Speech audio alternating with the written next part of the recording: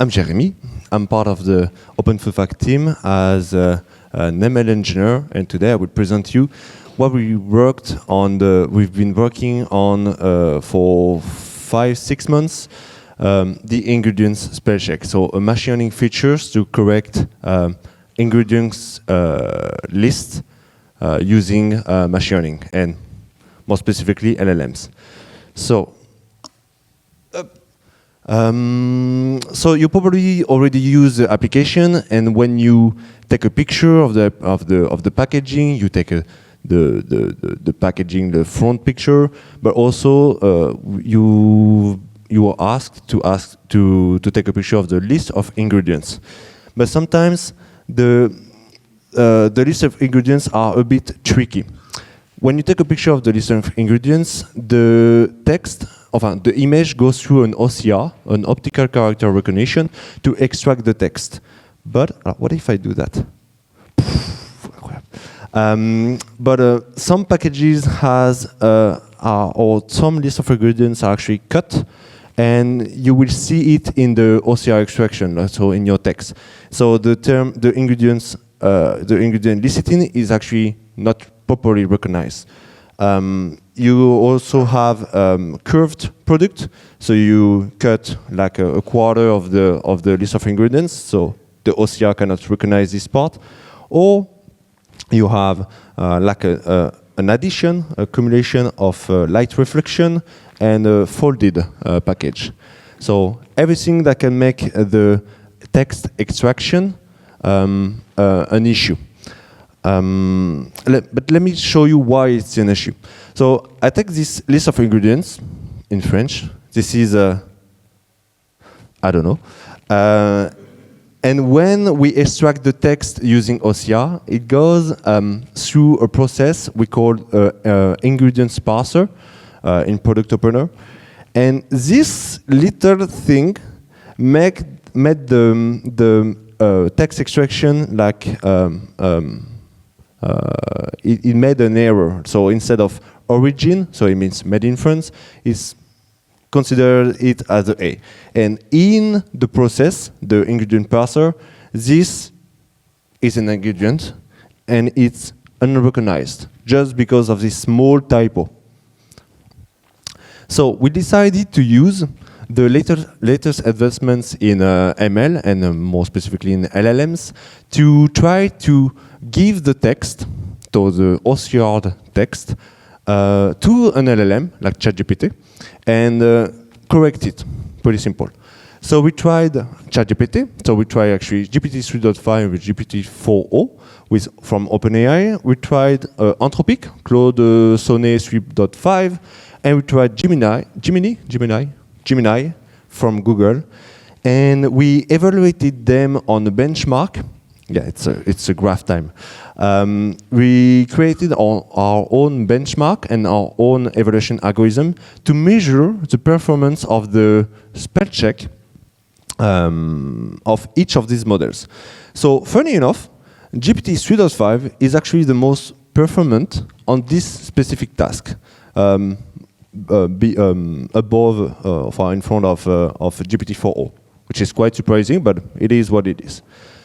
But we have an issue with using proprietary LLMs. So let's say from a provider, which is OpenAI, Google, etc. So the issue is, first of all, these models are super big. GPT 3.5 is 175 billion parameters, which is amazingly big.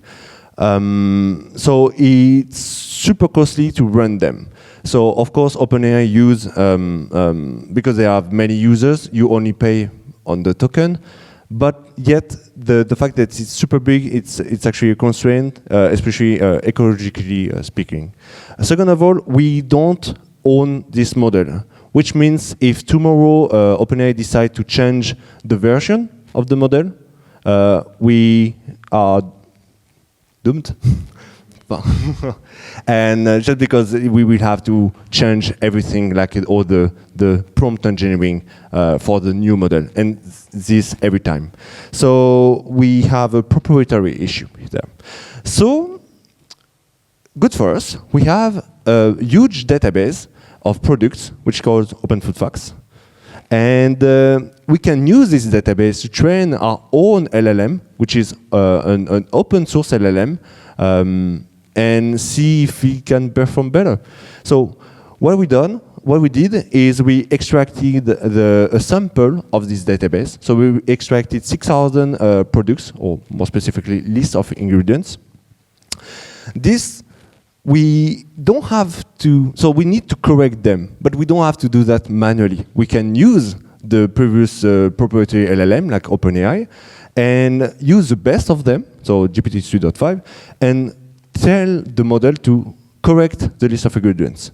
So we have, thanks to OpenAI, we have a data set with list of ingredients with errors and list of ingredients corrected. But obviously, as you saw just before, the model is not perfect. So manually, we will review the data set, and we will check we will improve the data set, improve the correction when the model is wrong or when it doesn't follow our guidelines, how we want the model to correct the text. So we manually reviewed the 2,000 out of 6,000 data yet. And then we use this training data set, and we trained our own model. We use Mistral, which is a French AI startup. And we trained our model on this data. And we evaluated the model on the benchmark in two ways. The first is we calculate the metric that you just saw before. But also we evaluate manually, visually, if it's wrong or not. So here you have three texts. So you have the original text with an error. If you can see, actually, the text was cutted, like lecithin. And this is a reference. This is what we expect from the model. And this is the prediction of the model. And it corrected correctly the text. But ML, you need to iterate, because you will never, ever get perfect results at the beginning. So you need to iterate on the data, algorithm maybe, and do that again and again until you achieve the performance you want. So what we had is our model performing better than all of the models. But you would say, yeah, but it doesn't perform that better. It's actually true.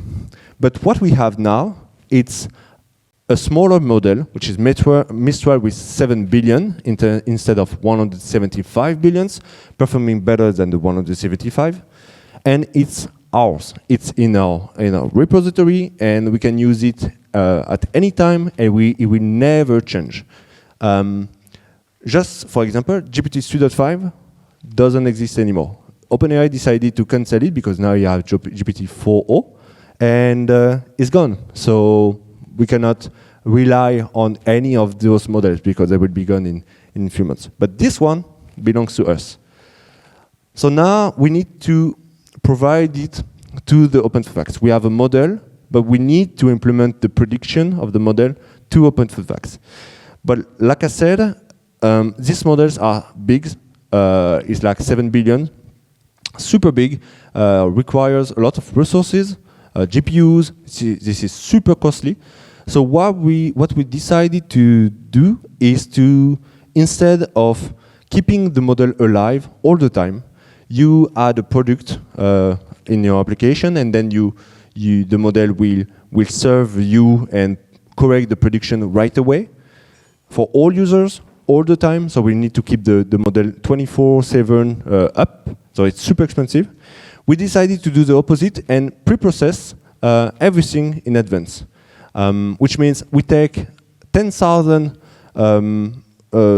lists of ingredients or products from the database, and we process them in at once, like in 2 hours, or depending, but we can process like 100,000 products in 2 hours, and they are there, the prediction ready to be used to correct the list of ingredients.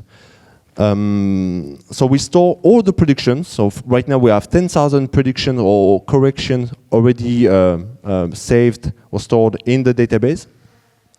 And if we do a quick calculation using the ingredients parser that I show you on the first slide,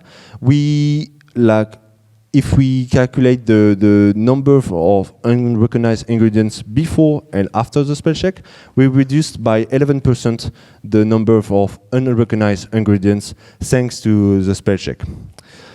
But this database is actually not, those predictions are actually not yet in the database. You cannot access these corrections yet with OpenFuFact. So what we will let you do is let you validate those predictions when you want to update or modify a product, and the validation will remain to the users, to the OpenFuFact contributors, instead of letting the model or the machine doing the validation. And it's pretty much it. It's pretty much it. Thank you very much.